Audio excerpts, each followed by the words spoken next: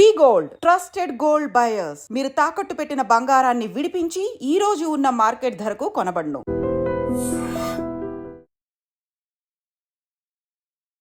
Welcome to iDream channel. LIC అంటేనే ఒక నమ్మకం, ఇన్సూరెన్స్. దాంట్లో గవర్నమెంట్ కూడా ఎల్ఐసి చాలా సార్లు సపోర్ట్ చేస్తూ ఉంటుంది. మార్కెట్ పడినప్పుడు గవర్నమెంట్ ఒక్క మాట అంటే చాలు వేల కోట్లు ఇన్వెస్ట్మెంట్ చేస్తుంది. అట్లా చేసింది కూడా, ఎందుకంటే సర్ప్లస్ ఉంది వాళ్ళకి బాగా. సో ఎక్కువ మార్కెట్లో పెడితే ఎక్కువ వస్తుంది కాబట్టి గవర్నమెంట్ నుంచి పర్మిషన్స్ తీసుకొని ఎక్కువ పర్సంటేజ్ మార్కెట్లో ఎల్ఐసి కూడా పెట్టింది. బాగా అనుభవం వచ్చింది, మంచి ప్రాఫిట్స్ వచ్చినాయి. ఇప్పుడు పరిస్థితి ఏంటి? ఇప్పుడు మార్కెట్ పడుతోంది. ఏ పోర్ట్ఫోలియో చూసినా తగ్గుద్ది. ఒక ఎల్ఐసి కాదు, ఎవరిది చూసినా టాప్ 10 హెచ్ఎన్ఐ క్లయింట్స్ అనుకోండి, అయితే ఎఫ్ఐఎస్ అనుకోండి, వీళ్ళల్లో ఎవరు ఏ పోర్ట్ఫోలియో చూసినా తగ్గుద్ది. అట్లానే ఎల్ఐసి కూడా దాదాపుగా 84,000 కోట్లు తగ్గింది. అంటే అది కూడా జనవరి మంత్ నుంచి, ఈ 2 నెలలే. ఇక 2 నెలలు ఫిబ్రవరి కూడా కంప్లీట్ కాల. సో ఎప్పుడైనా సరే గవర్నమెంట్ ఒక్క మాట అంటే చాలు, మార్కెట్ పడినప్పుడు ఇన్వెస్ట్మెంట్ చేసేది, సపోర్ట్ చేసేది, మార్కెట్ యూటర్న్ తీసుకునేది. ఇవి చాలా సందర్భాలు చూసాం కూడా మనం. మార్కెట్లో ఉన్నోళ్ళు, ఇన్వెస్టర్స్ కానీ అనలిస్టులు కానీ ఎవరైనా సరే, అంటే సపోర్ట్ అట్లా ఇచ్చింది. 84,000 కోట్లు.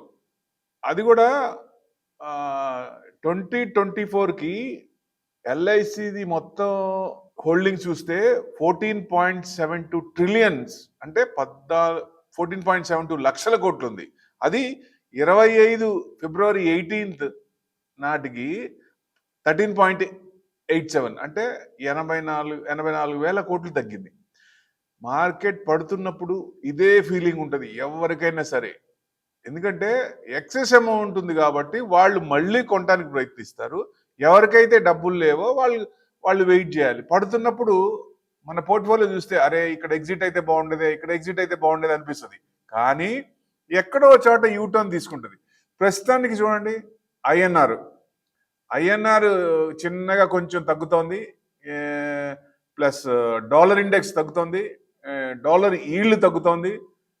డాలర్ ఈల్డ్ తగ్గిందంటే ఎఫ్ఐస్ యూటర్న్ తీసుకోవాల్సిందే, సచ్చినాడు తీసుకోవాల్సిందే, మన దగ్గరికి రావాల్సిందే. ఎవరి దగ్గరికి వెళ్ళే ఛాన్సే లేదు, ఓన్లీ ఇండియా. డిసెంబర్ నాటికి చూస్తే ఎక్కువ కంపెనీలు కూడా 330 కంపెనీస్లో 1% ఎబో ఇన్వెస్ట్మెంట్ చేసింది. ఎందుకంటే సెలెక్ట్ చేసుకుంటుంది ఏ ఇన్వెస్ట్మెంట్ చేయొచ్చు, ఏ కంపెనీలో చేయొచ్చు, ఏ ప్రోడక్ట్ బాగుంది, దాని ప్రకారంగా. లిస్టెడ్ కంపెనీలోనే ఎక్కువ ఇన్వెస్ట్మెంట్ చేశారు. అంటే మార్కెట్ పడుతున్నప్పుడు మేజర్ అన్ని పడ్డాయి. మిడ్ క్యాప్ పడ్డాయి, స్మాల్ క్యాప్ పడ్డాయి, లార్జ్ క్యాప్ పడ్డాయి. లార్జ్ క్యాప్ కొంచెం తక్కువ పడ్డాయి. మిడ్ స్మాల్ క్యాప్ అయితే విపరీతంగా కొట్టినట్టు లెక్క. మ్యాక్సిమం మిడ్ క్యాప్లోనే ఎక్కువ వాళ్ళు ఇన్వెస్ట్మెంట్ చేసినట్టు, ఎక్కువ తగ్గింది. అంటే ఎల్ఐసి పెట్టుబడిలో వాటిలో ఐటీసీ చూసుకోండి, మేజర్గా 11,863 crores. అదే ఎల్ఎన్టీలో 6,713 crores.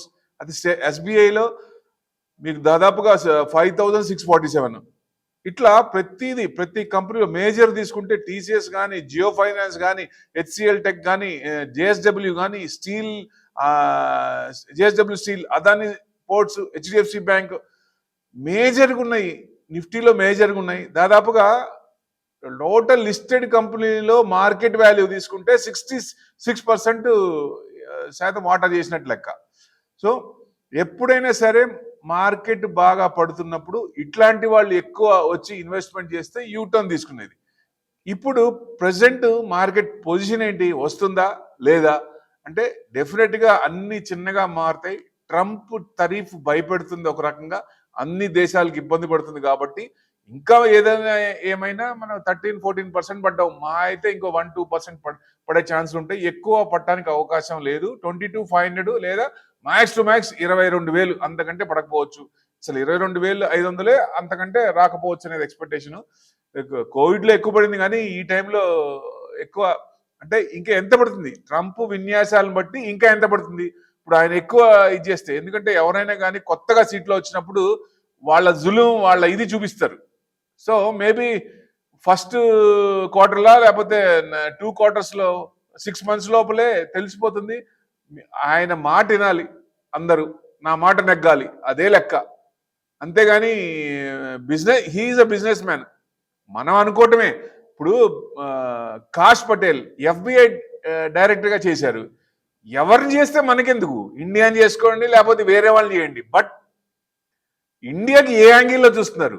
ఫస్ట్ ఫ్లైట్ అన్ని గొలుసులేసి పంపించారు మిలిటరీ దాంట్లో. నెక్స్ట్ సెకండ్ థర్డ్ కూడా గొలుసులేసి పంపించారు. అది అవమానం కదా, మన ఇండియన్స్కి అవమానం కదా, టూ మచ్ కదా అది. ఇప్పుడు ఎంత వాళ్ళ దాంట్లో ఉన్నా వాళ్ళేం క్రిమినల్స్ కాదు కదా, ఎంప్లాయీస్, IT ఎంప్లాయీస్. దేశాన్ని నాశనం చేసిన వాళ్ళు, దేశాన్ని దోచుకునే వాళ్ళు కాదు కదా. వాళ్ళు అంత క్రిమినల్స్ చూసినట్టు ఎట్లా చూడాలి? ఇదైతే రాంగ్. ఇదైతే గవర్నమెంట్ గట్టిగా ఇచ్చేయాలా డెఫినెట్గా. అంటే కష్టపడి సంపాదించిన వాళ్ళని అవమానించడం అనేది దిస్ ఈజ్ టూ మచ్ అనుకోవచ్చు. కానీ ఆయన వేలో ఆయన కరెక్ట్, మన వేలో మనం కరెక్ట్. ఆయనకి మాగా అయితే మనకి మిగా, ఈ రెండు కలిస్తే మెగా అవుద్ది. కానీ ఈ రకంగా చేయటం అంత ఇదిగా లేదు. డెఫినెట్గా మార్కెట్ అయితే ఎక్కడో చోట తీసుకోవాల్సిందే, ఎట్టి పరిస్థితుల్లో తీసుకోవాల్సిందే. వెయిట్ చేయాలి, పేషెన్స్ అయితే మనకు ఉండాలి ఎట్టి పరిస్థితుల్లో. LIC లాంటి కంపెనీలే కొన్ని వేల కోట్లు పెట్టినాయి. వాళ్ళు ఇప్పటికీ చిన్నగా అక్కడక్కడ ఇన్వెస్ట్మెంట్ చేస్తూనే ఉన్నారు, పెంచుతూనే ఉన్నారు. దాన్ని మనం ఫాలో అయితే డెఫినెట్గా మళ్ళీ యూటర్న్ తీసుకున్నప్పుడు అందరూ హ్యాపీగా ఉంటారు. Thank you very much.